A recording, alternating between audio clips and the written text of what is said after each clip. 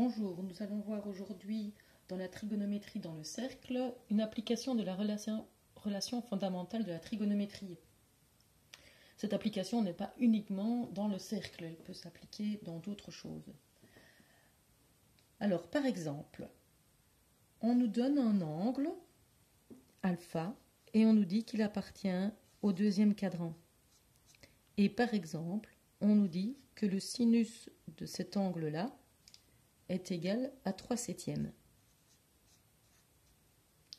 On nous demande, sans calculatrice, de trouver les autres nombres trigonométriques.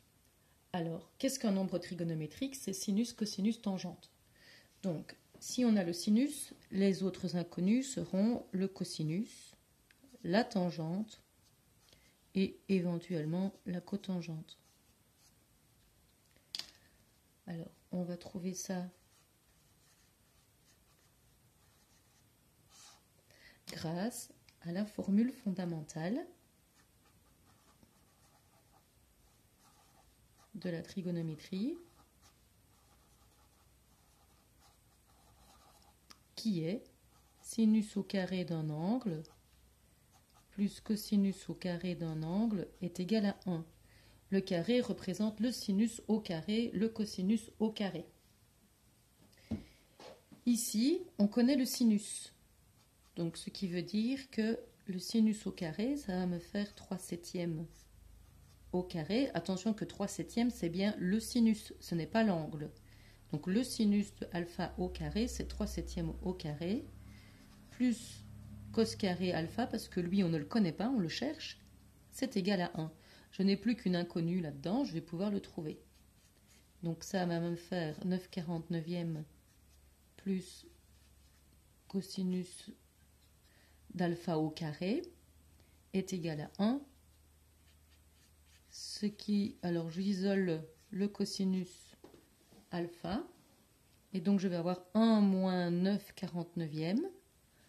Si je veux calculer, il faut que je mette tout au même dénominateur. Donc 1, c'est 49/49, et puis j'aurai le 9/49. Et donc ça va me donner 40/49.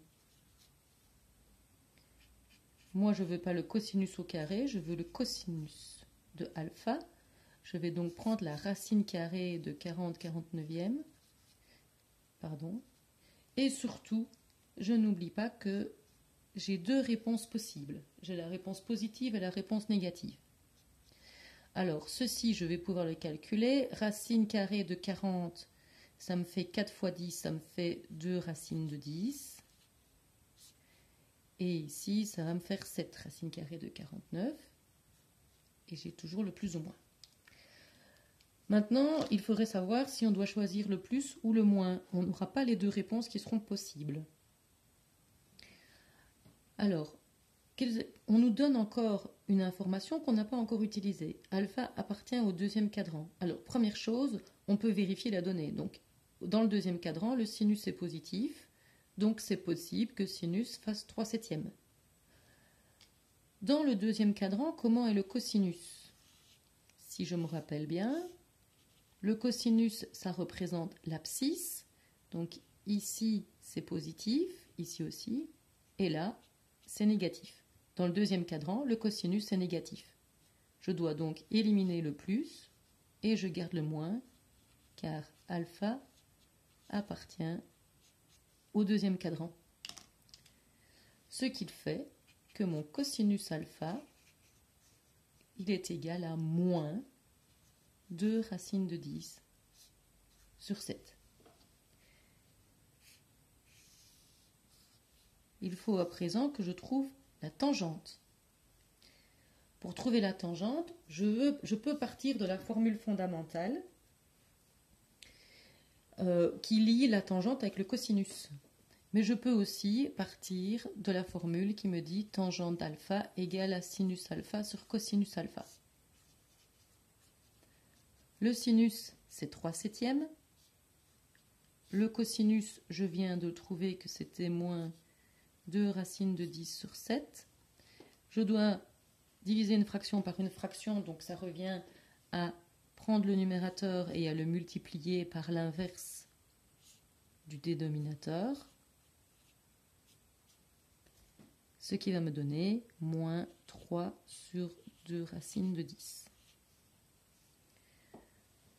La tangente est négative. Je suis dans le deuxième cadran. Dans le deuxième cadran, les tangentes sont négatives, ça paraît logique.